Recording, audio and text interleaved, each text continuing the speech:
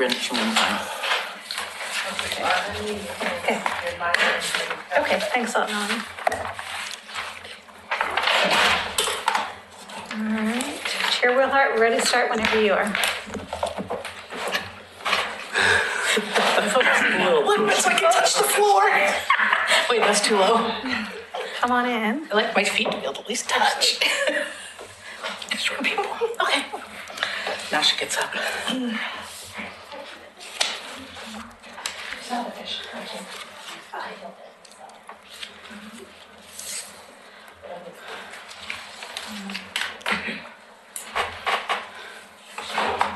What happened to Denise? Pardon? What happened to Denise? Denise has not been, we nominated her and we appointed her, but we have not submitted her name because she wasn't sure she wanted to do it. So I said, come to this meeting and see what's going on and then you can make your decision. Gotcha. So that is why. I was like, wait, she moved from there to there.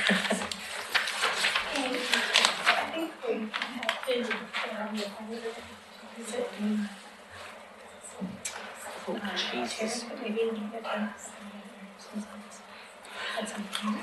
Do we have more than John? John, have you been officially appointed? I believe so, yeah. I can go. It's last meeting. Because the mayor didn't read any in I wasn't finding it. I'll just keep playing. at the city commission meetings. Yeah, I might as well show. But here's the thing, if they've been nominated and approved by their neighborhood and submitted and we're voting, Good. since we're not voting, I don't mind vote that. But see, Denise hasn't been, they haven't been nominated. Oh, you're. Okay, well then, we'll just, we're not gonna vote and we'll just vote. I'm actually the alternate. I'm our regular person. You haven't submitted it to so the- I have to show her. She's the chair. So Well, I'm hoping we find someone to fill in this position. Carla, has your neighborhood submitted your name to the mayor for approval? Okay, so we're gonna have you say no. Like, just like Denise. Okay. That way we can The hear. other Denise. No, two Denise. I know, that's how we refer to each other. One's Denise and the other's the other Denise. It just makes more sense. Y Denise is right here and I Denise is right here. And John's been nominated and your name has gone to the mayor for appointment? I don't know. We were meeting I'll do a in double check while November we're and doing voted in, I don't know. Call the mayor. Okay. All right, welcome everyone to the January Citizen Involvement Committee meeting. We have a little bit of confusion going on tonight as we are awaiting some appointments from the mayor, so we're trying to clarify. So we have some people in the audience who are waiting for names to be submitted, and we will welcome you. And when we have a roundtable, if you have anything to say, then you have people here from your neighborhood, so you could coordinate with them if you have anything you want to say. And with that, we will have Dennis take the official roll call. The official roll. Kanema, We're here. Three We might Rivers. explain how that works, Dennis, to the new people. I call the neighborhood and the delegate can say they're present. Okay, Kanema, we've done. Three Rivers, or Two Rivers, excuse me. Gaffney Lane, Here. Park Place. Here. Hillendale. Here. Tower Vista. Here. McLaughlin. Here. Rivercrest. Karen is excused. Caulfield. Yeah. Berkeley Hills. Here. Great. Thank you. And we have a special welcome tonight to our new commissioner, Rachel Lyles Smith. She has taken Brian Shaw's place as the liaison from the city commission. Yes, So, thank you. Okay, presentations, we'll just start right up with, Caitlin Jackson from ODOT.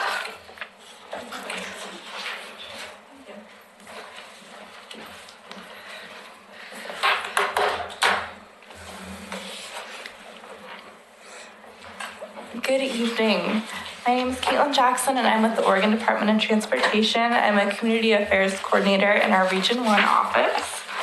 I have been here a few times and I'm here tonight to talk to you about an upcoming project starting actually in the next few weeks on Oregon 99E McLaughlin Boulevard. we are making improvements to the vehicle and pedestrian tunnels just south of downtown Oregon City. Specifically, we will be updating the lighting fixtures to new LED bulbs and also updating the electrical systems to improve safety and visibility in both the vehicle and the pedestrian tunnel. We'll also be installing a variable message sign to the south of the tunnel to let drivers who are traveling north through the tunnel to know of traffic conditions such as congestion ahead. The third element in coordination with the city is to close the left turn from southbound Oregon 99E onto Tumwater Drive. This will reduce conflicts with the future McLaughlin to Kenema Trail and improve safety by reducing turning conflicts with vehicles. Construction is beginning soon. As early as potentially next week, you could see some crews out setting up signs and getting ready to start work. Most of our work will take place at night to minimize the impacts to those who are actually traveling on 99E. So those of you who travel at night can expect to see some flaggers directing traffic and also to experience some delays. Those impacts include short-term full closures of the tunnel at night. These are 20-minute closures that are scheduled between 10 p.m. and 4:30 a.m. We're also planning on pretty much nightly single-lane closures in the tunnel and surrounding areas, including with flaggers directing traffic. So the lane closures will start at 7 p.m., but flagging will not start until about 9 p.m. during the week. So even though you'll start seeing lane closures at 7, you'll have about 2 hours before we actually start directing traffic with flaggers, which will be when you experience most of the delays. We will also be doing a few days of daytime lane closures between the commute hours from 9 a.m. to 3 p.m. Again, we will primarily use nighttime lane closures, but I do want to make sure you know you could see some crews out closing a single lane in each direction during the day occasionally. For people who walk or bike through that pedestrian tunnel, you can continue to do so. You might experience some minor delays, and it occasionally will be an active work zone, so we just request that you use caution and be aware of your surroundings. And if someone does stop you briefly, so please listen to them for your own safety. Since we are working at night, there will be some nighttime noise associated with that. To install the variable message sign, we have to install a footing, which does require drilling into the rock wall that you all know very well. So that will be noisy work. We are currently working with the city to go through the noise variance process. And as part of that, we have set up a 24-hour noise hotline. So you can call that number at any time and reach a live person. And then we will address your complaint however we can. We will also reduce noise whenever possible, but again, things like drilling through that rock will be noisy. And it does require that we close more than one lane. The equipment itself is too wide, so we can't close more than one lane during the day. That would be a lot of impact on 99E, so that work will be done at night. Throughout the process, I will be sending out email updates. The fact sheet on front of you will be going out shortly in the mail and also through email. I would love if you could share information with impacted neighbors throughout the progress of the project. If you'd like, anyone can sign up individually through updates, and your neighborhood association emails should also be on that list, so you should begin receiving updates about this specific project. I'm also available by phone and email for anyone who has questions or concerns. And if anyone has questions for me tonight, I'd be happy to take those. Yes, did I miss how long you estimate this might take? It could last until the summer. I'm hopeful that it will be done much before then. But they can go to the website and are you going to be updating daily basically or Yeah, so people can know I'll be updating the website more weekly. weekly? If they want current daily updates, the best place to go for that is tripcheck.com. Okay. Steve? So is the left turn onto Tumwater permanent or? Okay. Yes. It is. So I didn't think you could turn right off of northbound to Correct. Tumwater. Tumwater's one way, so it's no longer usable. Up to the VA. You can still, yes, you can still access the property there, but you can't access 99E once it's closed. At the museum and the VA home. Well, you can come, from the other direction, Yes. but Tumwater is one direction, So you turn left at the light off 99 and then turn left onto Town. but Yes. so that section of Tumwater, which had only been accessible by turning left off of southbound 99, can no longer be accessed because you can't turn into it. So I guess I'm missing I something. guess, yeah, because you can go down by the museum You and then can- you can go all the way down to the exit and it's right But you past the can't exit, that's turn, it. that's one way there.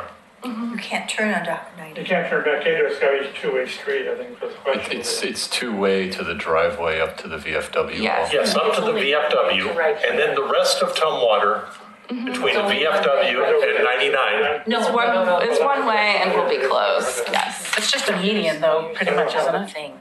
Okay, yeah. The closure? No, I mean, there really isn't anything in between that Yeah, there's driveway. nothing there, it's just, no, but just it's a, Correct. it's just one way. It can be made pretty. it's a roadway. It's a street in Oregon City that is no longer accessible. No, No. They're gonna close it. The right here. portion to the this south is, on this is this the part, map. the only part they're shutting down is right here, Yes, that comes off. But it's two-way that's what here. I'm saying. They are not going to be, you can't use that piece of road anymore. You can come this way. And I it's, do that all the time. I used to come this way if I'm going to the VFW, but, so, Yes, so if you're traveling southbound on 99E and you want to go to the VFW or the museum, you would continue up to Second. I come off of Washington or High or whatever, and come the other way. Yes. It's just, we gonna rip that street out? I will leave That's a the question city- for the TAC. Yes. I will leave the city to talk to that. I do know that there is a plan for the trail to come through in that area.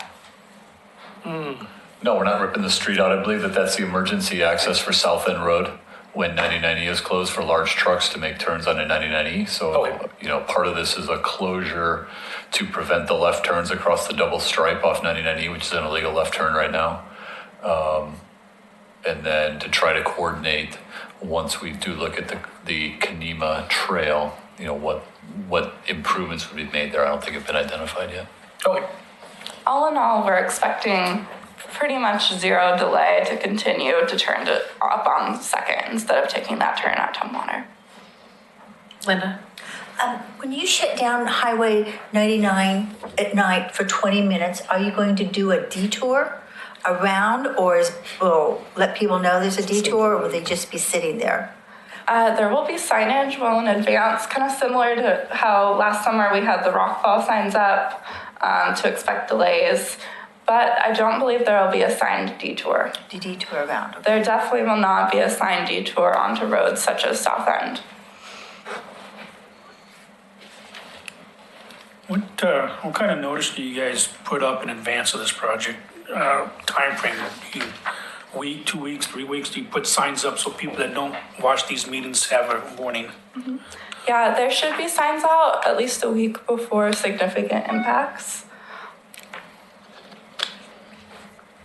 Part of that first activity that you'll see are those construction signs coming out. It'll be well worth it when they're done. Yes, that lighting will be a nice, refreshing site, especially I've heard in the pedestrian tunnel. Any other questions? All right, thank you very much. Thank you.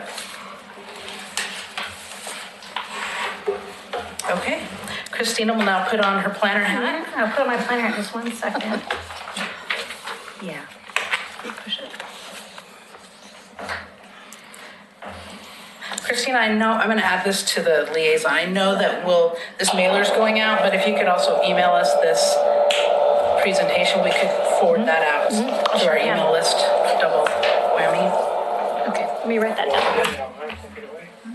You don't want anybody seeing this. This is a private presentation. Yes. All right. Well, thank you all. I'm going to put my planner hat on and talk a little bit about the Beaver Creek Road concept plan and the zoning and code amendments that are coming up. While I go through the presentation slides, I'm also going to be passing around a copy of the adopted Beaver Creek concept plan, so you can kind of refresh. If it's been a while or you've never looked at it, this was adopted in 2008 and re-adopted in 2016. So here, I'll pass this to Denise. So the Beaver Creek Road concept plan was initiated really in 2005 and adopted in 2008 based on a 2002 urban growth boundary expansion. So at that time, any area that was brought into the urban growth boundary required a concept plan. We have 3 of those in Oregon City. The Beaver Creek Road concept plan, the South End Road concept plan, and Park Place concept plan. The South End Road concept plan and Park Place did have what we call their implementing zoning done. So comprehensive plan maps were added to that, designations for the city were added to those parcels, and which identified future zoning. So currently, the Beaver Creek Road concept plan area does not have any comprehensive plan map designations or identified future zoning. So if you look at our city map today, you'll see the UGB expansion area and then a bunch of gray colored out areas. So right now those parcels have a county zoning because they're still in the county, or they might have a city zoning, but those zoning designations aren't necessarily associated with this adopted plan. So with a goal of the City Commission is to move forward to now adopt the correct zoning and any development code that is needed in order to move development forward. So right now, if you had a property in the Beaver Creek Road concept plan area, you might not be able to do anything because you have a county zone. Or you might have a city zone that's not the right zone for the area. So the big picture of the Beaver Creek concept plan is really to create a complete community in the southeast part of Oregon City with a diverse mix of uses woven together by open space, trails, a network of green streets, and a sustainable development practices. Kind of the big targets is an employment campus north of Loader Road, a mixed-use district along Beaver Creek, pretty much across from the current high school, 2 mixed-use residential neighborhoods, and a kind of a range between 1,000 and 1,600 new housing units and up to 5,000 jobs at completed build-out. So this would be many, many years from now, complete build-out. And to honor the process to date, the vision and content of the concept plan is not being amended. Really, our goal as planning staff and the direction we received from the City Commission is what is needed to implement that adopted plan. So just to take this kind of watercolor drawing, which is really what a concept plan is a watercolor drawing. We're looking at big picture concepts. So really what's the next step for us is to understand, let's see if I can get my pointer.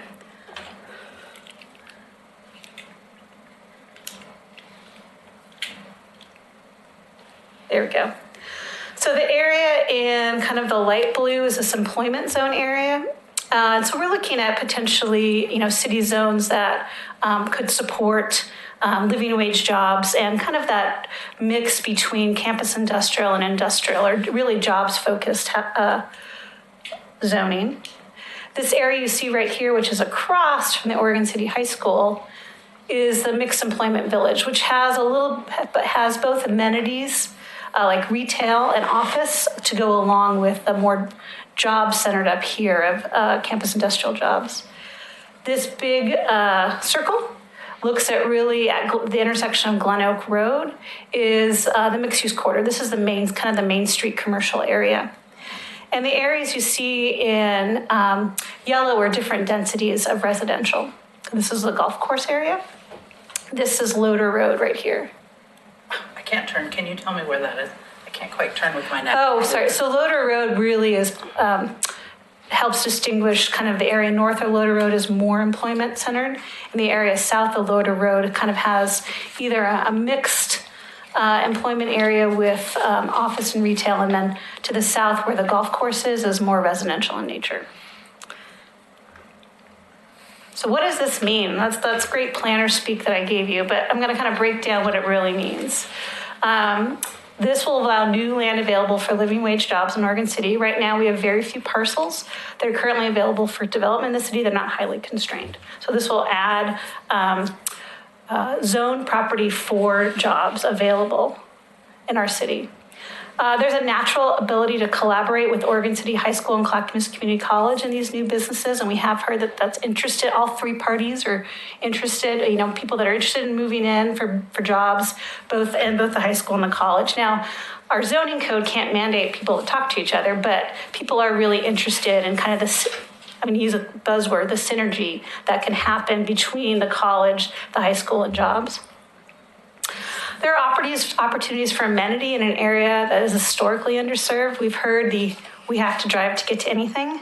Right now, there really is not a lot of opportunities for any retail or to walk really to anything. If you live out in this area, if you're an existing residential and even the new residential. So there is able to have a little node in the southeast part of the city that you could walk to amenities. It creates a cohesive neighborhood where people can walk to the high school and the college and potentially even jobs. So both people who are living already in that area and people that will newly move in, we can create kind of a new neighborhood in the southeast part of the city. And investing in mixed-use development and job centers means we are more likely to improve our transit access in Southeast Oregon City. I know I've heard from a lot of people about how do we get better transit access in Oregon City, and it really is a conversation of get higher densities of all those uses together, and that's really what's that number of rooftops and that number of dwelling units and number of jobs kind of close together as possible. That's really going to increase our likelihood to extend our service out there. And it provides new housing in a variety of types available to our community. And finally, we are honoring the public process that happened here in the mid-2000s that created a vision and a plan. And we are here to move forward to adopt the code that's needed to honor that plan and that process. So what exactly is this? What exactly are we adopting? We are adopting amendments to the comprehensive plan map and zoning map. So today on your right, you'll see these are our existing maps. Actually, right here, look at that, there's a lot of blank area. So we'll be filling this blank area in with new colors. And then we'll be looking at any amendments to the development code that are needed to be implemented for required elements of the plan. And just an example is the plan looks at allowing more industrial uses as home occupations. Well, what does that mean, and how does that code, should that code be written?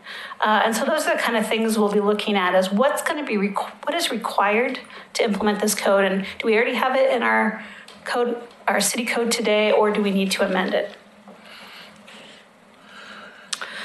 So I'm going to go over really quickly kind of the process for development, because I think this is good to kind of understand where we are in the process and kind of how much longer it will take for development in the Beaver Creek Road Concept Plan area. So if you look here on your left, this is the concept plan. It was initially adopted in 2008 and readopted in 2016. Well, normally once you do concept plans, then you move forward with annexations. And annexations are initiated by the owner. And then the property is rezoned. And then development happens, which is about a 1 to 2 year process for development review, and then there's building construction. And that really is initiated by each owner, is repeated each time, and it's really based on owner's desire and market conditions. So we can zone all we want, but it's really owner's desire and market conditions that really implement the plan. The one unique part about the Beaver Creek Concept Plan is actually some areas have been annexed into the city and are currently paying city taxes. but they are carrying a county zone. And this was done to allow them to be brought in, waiting for this next step to be implemented. So they're currently paying city taxes, but they can't redevelop until this is rezoned.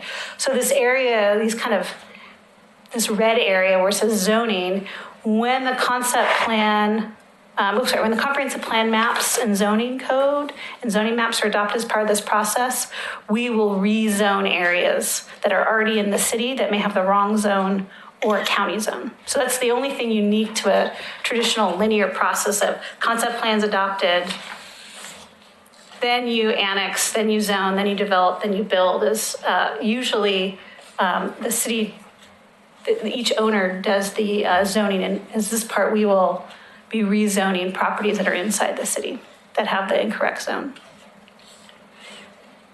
So how can you get involved? We have a website.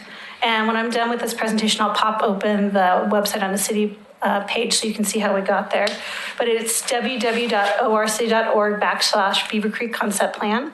And we have a contact page, and you can go to the contact page and put in your email address, and you'll get on our mailing list. And once we have information on the public meetings or draft documents or any updates, you'll be on our, once you're in, you'll get all the emails from me about updates.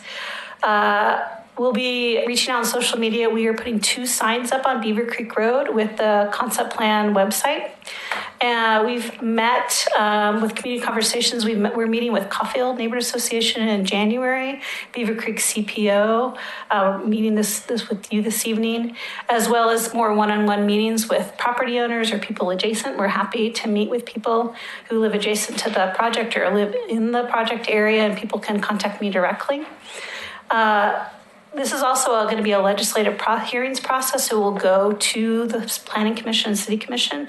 So you can be involved in that when it goes to the hearings process and a typical land use process. We have 2 public meetings scheduled. January 29th was a Tuesday. It's going to be in the evening. I was hoping to give you the time and place, but we're just finalizing that. Once we actually finalize it, I'll send a note out to all of the people on the mailing list, and I can even send it to the CIC. Hopefully it's finalized this week. And then we'll have another meeting on April 9th, as well as work sessions with the Planning Commission and City Commission in May and June, and then public hearings in the summer. You do mean 2019 though, don't you? Did I put 2000? Yeah. Because it's January. Well, it's 2018 somewhere, so just, go with it. Every year there's one presentation where I put the wrong year, and now I've done it, so I can move on. So I'm going to show you real quickly where the website is, and I can answer questions. Let me go to... John, do you know when they're coming to Caulfield? It's the 22nd, 23rd, it's a Tuesday, or Tuesday is that? 22nd, 23rd. 20th is a Sunday, so 22nd. 22nd. Night is HRB. I don't know, sorry. Is it going to overlap with HRB or be before? Well, this is HRB? the neighborhood association, so I'm going to their normally meeting. The one they're normally, yeah. Sorry, my web, it's not tracking correctly. There we go. Goodness gracious. So on the planning side, I'm on the planning department's page, you'll see Beaver Creek Concept Plan Implementation. If you click on that, and I don't know why this is floating, we have a bunch of project pages, and you can go to contact. Oh, we can do it, guys. Let's slow down. No, really, it's floating. It's thinking. Okay, well, if you click on contact, you can put in your email address and I will get it. Let's see. We get the idea. Funny. We all know how We've all had this. This is If you're going to do a hilarious. presentation, something's going to happen. Okay, well, imagine I clicked on contact. It's just a contact page. Feel free. You can go based on the web address. The project page is on your agenda, so you can just click on that, or you can get it through the planning department page. So I'm available. We're just starting the process. I'm available to answer any questions. Some of it I may answer. That's a great question. We'll work on that during the process, but I'm open for any questions people may have. Any questions for Christina? All right, looks like we all await the more information coming. All right. I think Tony hijacked the mouse somehow. Maybe. He's got it on his phone. His hands were not near the computer. Yeah, I'm telling you, it was on his phone. That is funny. All right. That's it? Okay. Do we have any public comments tonight? Okay. Moving on, it's for staff liaison from our last meeting. The update that we had asked that Christina send out an email regarding William Gifford had come announcing the Park Foundation meeting on Tuesday, the 15th at 7 p.m. at the library. And that email did go out. So that's what we had. And right now I have ODOT presentation. I will send that out. Okay, that's what I have too.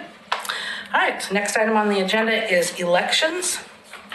We currently, with Mike Mitchell going on to the Planning Commission, we have a vacancy for the vice president.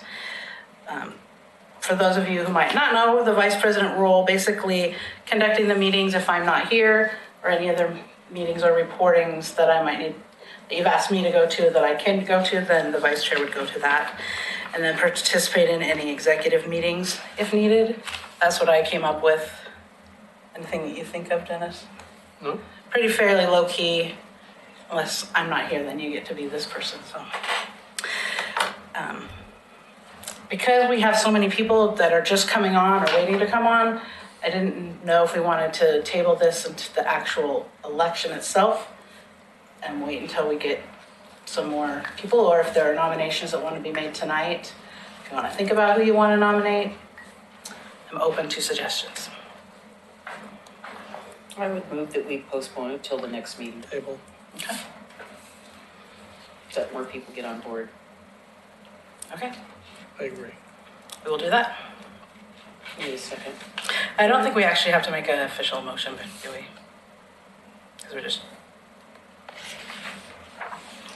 Because we don't have, I think you kind of do.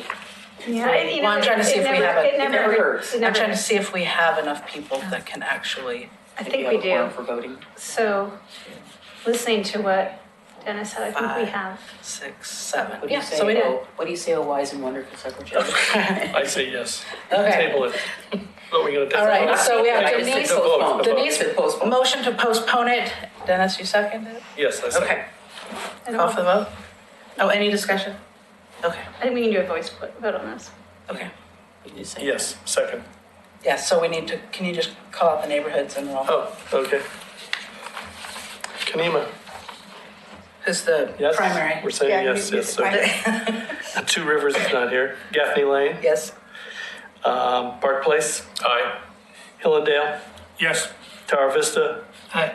McLaughlin, Aye. Rivercrest, it's not nine. Caulfield, Excused. yeah, Berkeley Hills, Aye. carries. All right. Great. Then next item on the agenda is our general business. Was it at our last meeting? And it seems like months and months ago that was our last meeting instead of just 1 month. We talked about our goals and we created 3 subcommittees. When we're talking about this goal particularly is to help develop resources to help maintain active neighborhood associations. The first group was to contact city sites, facilities to see about putting up a static display. I'm the lead on that. I can tell you we haven't met yet, so we will be doing that. I'll get a hold. So at this point, we have Dennis Anderson, Steve Van Haverbeek. Did Karen officially say she wanted to? Or was that just me volunteering her? I think it was you volunteering. Okay, we'll ask her if she really wants to. So we'll be getting together to talk about that. Second group, And I have John, but I don't have his email. So if you don't have to do it now, but you can Yeah, get but I it. volunteer. you want me to, okay, oh, that's right, we wanted to put you down. I'm sorry, John, I didn't remember your name at the time, your last All name. right. Okay, I gotcha. Okay. Oh, I should have flipped the page, there's your name. Yeah. Okay, group number 2 was Vern. And that was to talk about having joint neighborhood meetings, perhaps special topics, speakers, maybe get a large crowd. Has your group met? Nope. No? Okay. Looks like Dennis and I at this point agreed to help you. Is there anyone else that wants to volunteer on that committee? Okay. So if you want to get old Dennis and I, then Yep, Can we on that? I'll set something up here in the next yeah. few days. Now that we're through the holidays, we can move on. All right. And Roy halfway agreed to co-chair, co-lead the group. Have you heard from anyone else, Roy? Negative. Okay. Is anyone tonight willing to volunteer to help Roy? This is our biggest, this is our biggest thing where we wanted to be at the farmer market or at least National Night Out. Right, that's So- the two things there. Yeah. But with the holidays, I haven't had time to really get anything done on that. All right. So new. I will work with Roy. Thank you, Steve. Thank you, Steve. And if anyone else decides they want to help, then let us know, because that would be great. We've got new people coming on board that support your local CIC. Okay, so it sounds like we all took the holidays off. And so what next? Hopefully before our February meeting, we'll all be able to meet and give some more updates. Any other thoughts on this, getting more people involved? Or thought it out tonight? Okay. All right. That leads us directly to roundtable. And we won't put Rachel on the spot, so we'll start with Roy. Okay, Hillendale Neighborhood Association and Tower Vista, of course, we hold joint meetings. And our next general meeting is actually tomorrow night. It's at the Living Hope Church on Myers Road at 7 p.m. We've got presentation from OC Police and Clackamas County Fire. I'm not sure who else we've got going on. It's gonna be pretty low key this time. Not a whole lot going on in our neighborhood, so that's tomorrow. That's pretty much it. Okay, Vern? Same as. Ditto? Yeah, ditto. Yeah. Linda? Kanema got a nice shout out from Chris Wadsworth because we adopted 3 students for Christmas. We took 3 homeless students. She gave us their information, what they wanted, what they needed. And we had funds and we went out, there were 5 of us who went out and purchased the items and then gave them to Chris for the wrapping. What a great idea. Well, it felt really good, and it was just amazing that we wanted boys, because everybody wants a cute little baby, but we got high school boys. They just wanted so little. And these are high school kids who are going to school, but they're couch surfing or in huge need or living other places. And they're still trying to keep up with school. One of them was in choir and just needed a bow tie. That's it. It just felt really good to go out and get those items. That's great. John? No, not yet, just getting my feet wet. I know next meeting will be interesting with the planners, and so that'll probably be an exciting meeting, something to get more involved and be able to talk about stuff. Great. Janice? Yeah, our Barkley Hills meeting is tomorrow night, and we've got almost all new people going on, and we're really excited and getting stuff together. Great. Would encourage you guys to get your votes in for your CIC liaisons, and that'd be great. Steve? Well, this is the slow period for Park Place. There was no meeting in December. There will be a steering committee meeting January 21st. And then our next general meeting will be the 4th Monday in February. You say slow, but all the land use notices I'm getting are for in your neighborhood, so there's a lot happening, just not There's a lot happening. It's just behind the scenes. no meetings. Right. We had a special meeting for a land use issue, so it was really a meeting of the land use committee. Oh, great. How How exciting of enough people to have that. Only 50 people there. Yeah, only, that's just rough. So Gaffney Lane, we have, our next meeting is Thursday night. We have Dana Webb is coming from Public Works to give us an update on the Myers Road extension and also the Malala Avenue between Beaver Creek and 213 grant project that will be coming forward, as both of those run through, affect our neighborhoods greatly. We wanted to keep up on that, as well as Pam Wilson from OC Together is going to come and talk about the recent survey that was done and the data from OC Together about keeping drugs and alcohol out of the high schools. So that should be really interesting to see the data that was pulled from that. And then, so that's Thursday evening. Thursday morning, I go to represent the CIC at the Development Stakeholders Group. That's the meeting that meets on the second Thursday of every month. Developers from the area, and then myself representing you guys will get to go and hear what's going on. So I'll be excited to, at the last meeting, there was just a lot of fill-in, not a whole lot to report, but I imagine at this next meeting I will. And then I did go last Wednesday to the City Commission and gave our annual report of where we are as far as on our goals and what we accomplished last year. They seem to be excited still for the CIC, so that's good. That's a good thing. Dennis? We will have a steering committee meeting, I believe, next Wednesday, and that's about all I can say. We got through the holidays safe and sound. Good. How about that windstorm? Oh, I could add one thing. Yeah, forgot about that. We did have a little issue. A tree fell in to the I guess the north side of the children's park. And what's great, the Public Works came out the very next day, and in fact, it was today. It was, I guess, this weekend. So they chopped it up and took care of it right away. So kudos to them and their good work. Nothing was harmed. A bent fence, and probably that'll have to be replaced along that north side of the children's park. But good staff work. Yeah. Denise? Well, as usual, the McLaughlin neighborhood has been very busy. We have already had our first meeting of the year, but I'll backtrack a little bit to December, where we had our last steering committee meeting.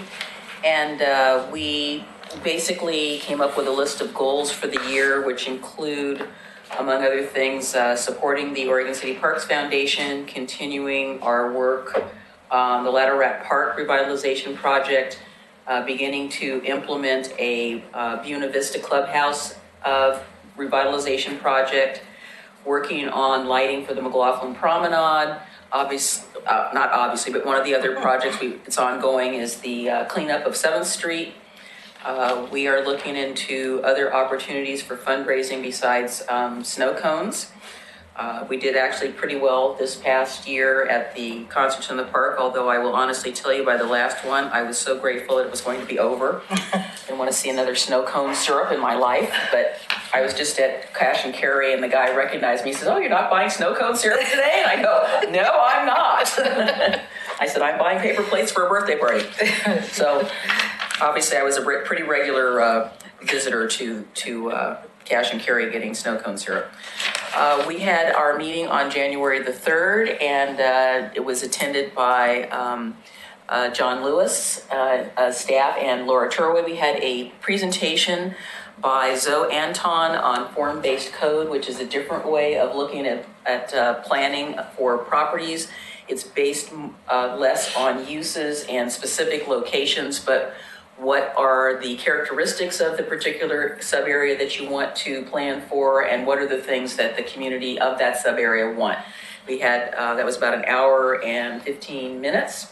We also heard from our fantastic Oregon City Police Department liaison, Justin Young, and he told us that things have settled down a little bit in our neighborhood, and unfortunately we have a pretty high crime rate, just stuff like petty break-ins, people doing dumb stuff like leaving their keys in their car and then their car gets driven away.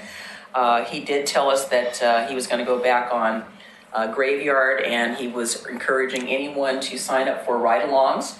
I did 3 with him last year, and I can tell you it was an interesting experience.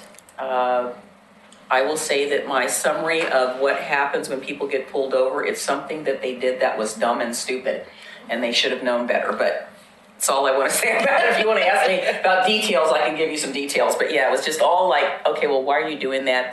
Do you know how fast you were going?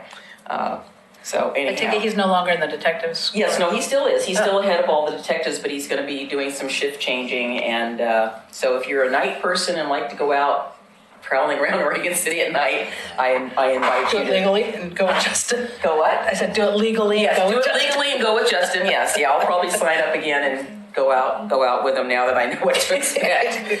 Probably last but not least is that we've been meeting at the library, which has been really great. And if you've been there lately, there's more improvements to the children's section.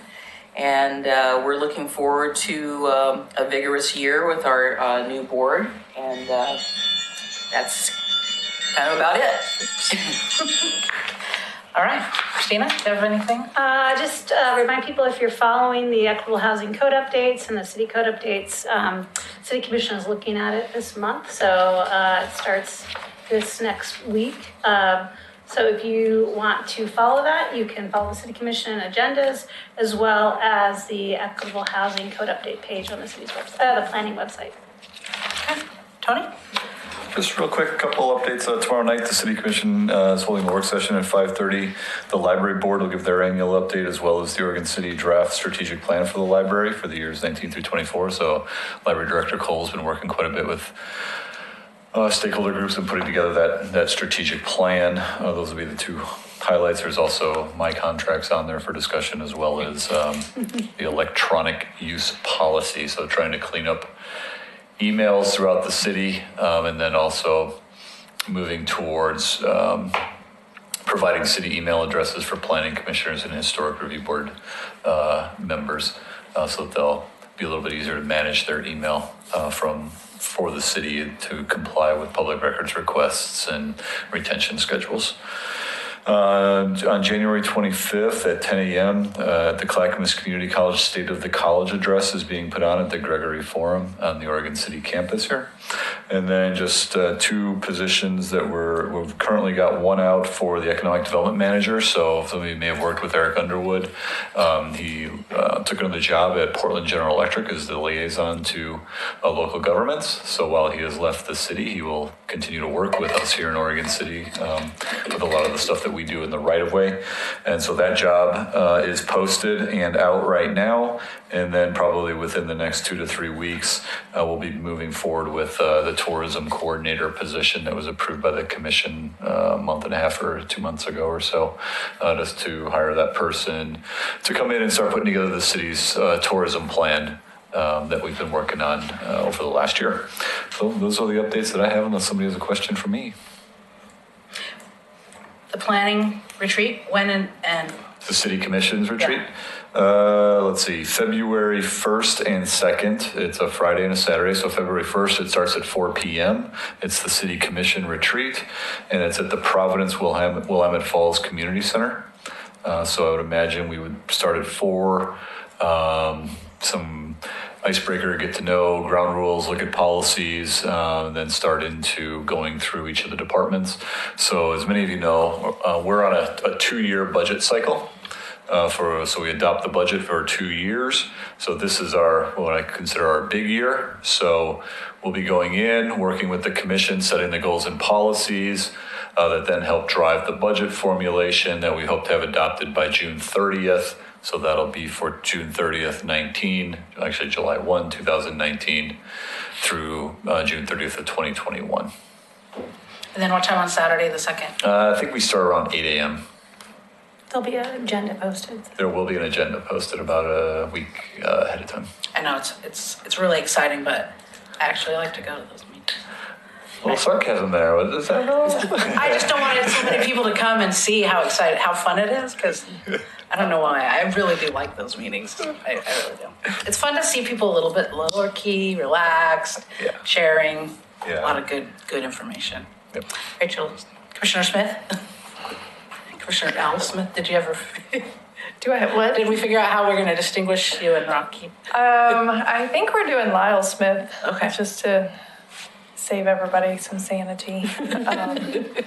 Yeah, you weren't here last I week. You were on missed it, vacation. so- So yeah, I mean, Yeah. right off the bat. Right off the bat. The mayor was like, Commissioner Smith, and both me and Rocky both looked at him. So, We'll put you in the room with the two Lewis brothers. right, yeah, exactly. They both were in the room. Yeah, Yes, The other Lewis. Yeah, so the couple of things I have, I think you all probably already know about the Oregon City Parks Foundation visioning meeting. I am planning to attend that on Tuesday, January 15th at 7 p.m. in the library. Tony just mentioned the commission retreat. Obviously, I'll be at that February 1st and 2nd. And then I was just going to mention the equitable housing meetings. I know the commission has received a schedule as far as kind of all the commission meetings for that we're planning to go over the specific chapters and what we're going over. I was looking at it on our website, but I haven't seen it on the website. But pretty much January and February and probably into March, we'll be working on that. In general, I would say for being here at the CIC, I'm excited to be here. I have lots of questions, lots of thoughts. I will probably reach out to Amy and maybe set up a meeting just to talk about the CIC in general. There was lots of conversations about the neighborhoods and the CIC on the campaign trail, so I'm looking forward to talking about the neighborhoods and what's working and what's not working. And, because I'm new and I do have a fresh perspective or fresh eyes, I'm interested in hearing from you. This may be a departure from what's in the past. I don't know, but I'm just starting new, so I'm going to tell you what I think. I am interested in hearing from you as to how my role can help you and what information you'd like to hear from me versus me just charting off a couple of things of what I'm participating in. So if there's something that I can do instead of just warming a chair, and I'm not implying that Brian was doing that, I'm just saying that I'm open and I'm all ears to participating with you all on that relationship. My understanding is that it's supposed to be a two-way relationship between the CIC and the City Commission. I don't know if it's a two-way or a one-way. And so I could easily see it being a one-way, but I think it should be a two-way. So anyway, I hope that gives you a little bit of perspective from how I'm coming in on this and looking at it very open-minded and always looking for ways to improve government. That's one of my passions, is improving government and the way that we do things. And so I always think there's ways to improve. So I'll just leave it at that for now, but I look forward to working with you. Does anybody have anything for Commissioner Lyle Smith on that note? Okay, well, thank you and welcome aboard. Thanks. We too like to hear two-way street. We like that. All right, anything else for the good of the order? Yeah. What? You were saying that any of them could have, Oh, I said that they should talk to their representatives up here and then if there was any. Actually, I have something for Rachel. Okay. It would be really great if we could get just a scotch more money in the budget for communications for neighborhood associations. I think that, I go back to the days when our neighborhood association did a 6-page newsletter and we hand delivered it and we had a lot of participation in our neighborhood. We still do the postcard, and I do know that postage is going to go up a little bit again, but, they probably need it. But, if there's a little more money that could be put into helping with communications, that would be fantastic. All right. I second that. And that reminds me, as Gaffney Lane Chair, I need to ask, when we moved our meetings to every other month with the cost of postage, we anticipate running over our allotted budget. We have enough for the next newsletter or postcard, but after that, I think, so there'll be one more, I think that we would be short on. So some neighborhoods don't use all their funds, and there was still a slush left over from last year, right? So I just need to ask permission for Gaffney Lane to use I was anticipating asking to use some of the slush fund. We also will run, we've always run over, we have 6 mailings that go out because we have meetings every other month too, so it should just be, if there's money left over and people aren't gonna use it, it should be reallocated to the neighborhoods that are actually trying to get, I mean, everybody's trying to do something, but they don't meet as often. In the past, we have required them to ask. Yeah. When Well, you I'll know throw that you're ours in going out. as well, I know that we're gonna. And bill making as well. sure that, I know some neighborhoods might be sending them out a little more often than for just a regular meeting, so we need to, No, we aren't, we're just doing. right, I didn't say yours. I'm happy to send out the updated budget, if that's helpful. As Amy said in the past, it sounds like neighborhoods ask other neighborhoods specifically.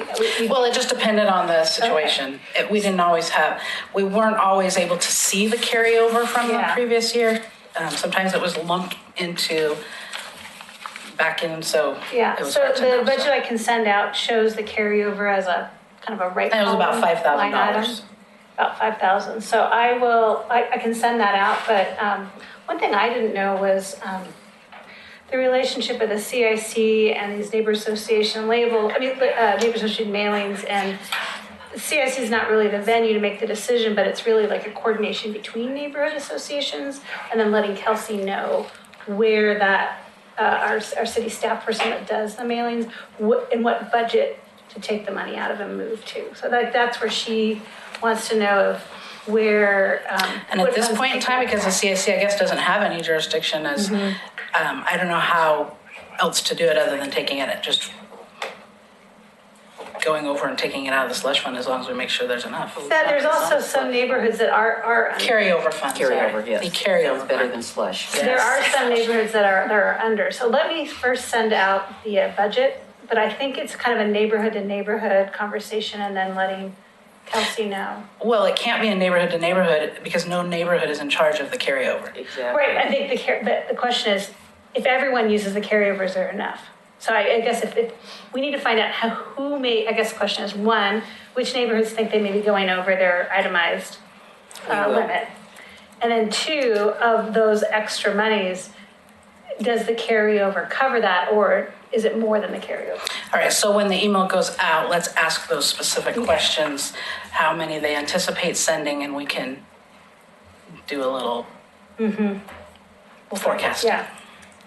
And ask the question if people Well, mind. we're talking about till the end of this fiscal year. Correct. Right, till the end of June. Right, so it would be. So that would be any meetings in July would be sent, postcards would be going, some postcards would be going Yeah. out towards the beginning. I'll will send have out the 4. budget. Each neighborhood association has their allocated fund and what's been spent to date and what's left. Yeah. So you can take a look at what's left and start to think about how many postcards you're going to send out before June 30th, exactly what Chair Wilhite was saying, including for a future July meeting, but you send it out in June. And then I'll be asking you to respond back. Do you have enough in your budget? How much more do you think you need? And I can add those up to see if the carryover budget will cover it, or if there has to be some discussion about neighborhoods providing that coverage with whatever they have Okay. left over. Okay, Linda? At what point do we redefine our neighborhoods and what the size are? If we have projected growth for, 2,000 units in off Beaver Creek Road, the huge growth in Park Place, where do we and when do we redo our neighborhoods? Is that something we would do, or is that coming from Well, it seems like we would up do above? Tony, do you know that? Because when the budget goes into effect, it's projected on, at this point in time, unless something changes, which I'll be going to this next retreat, and maybe I'll be saying something about that. But usually, in the past, it's been, when they do the budget, they say, this is how many you have right now, this is about how much or this is how much we're allowing per household, boom. So if in the meantime, in that year and a half, a lot more, if houses come in, then sometimes that adds to the count and sends it over. So is it adjusted at any point in time during those 2 years, or it just is what it is? Not that I'm aware of. I don't ever recall adjusting it. What do you have any idea? Maybe this is a Wyatt question.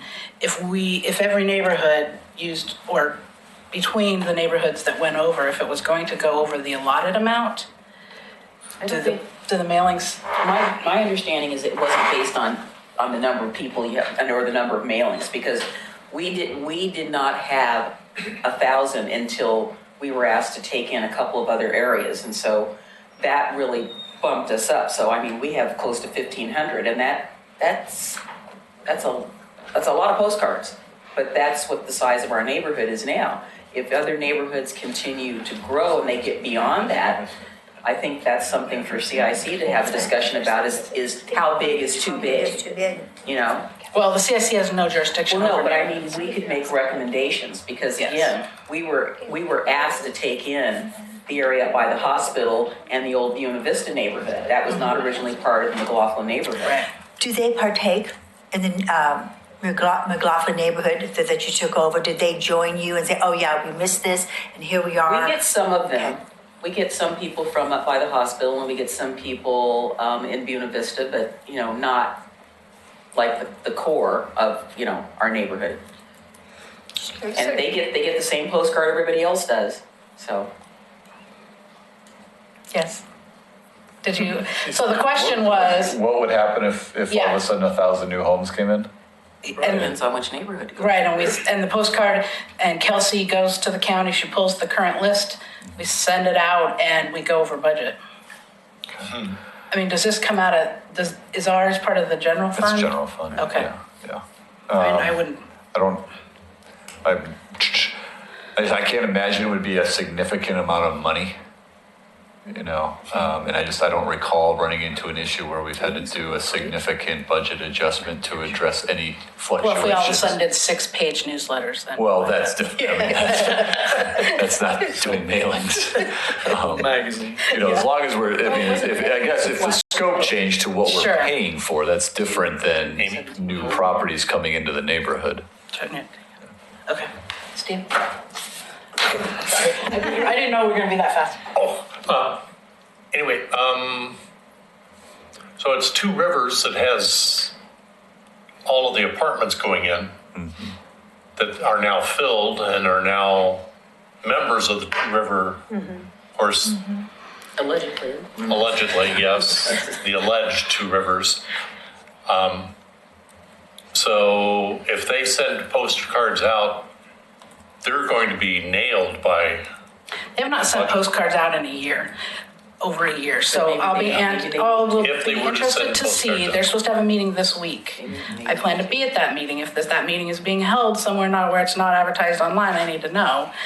But I would be interesting to find out from Kelsey, and maybe that could be on the spreadsheet. Yeah, if it'll they be on did- the spreadsheet. If they ordered postcards for this coming meeting. In the spreadsheet, you'll see what month it was ordered. Yeah. okay. That is I good. think They staff, haven't used any, so if, with their addition, they could send out some and they'll probably be okay. I think that, you know, if Kelsey has issues, maybe you can check in with her. If we have budgetary issues, Christina can bring it forward and we can figure out how to address it. No, Yeah. not particularly too worried. And we don't want to put too big of a burden.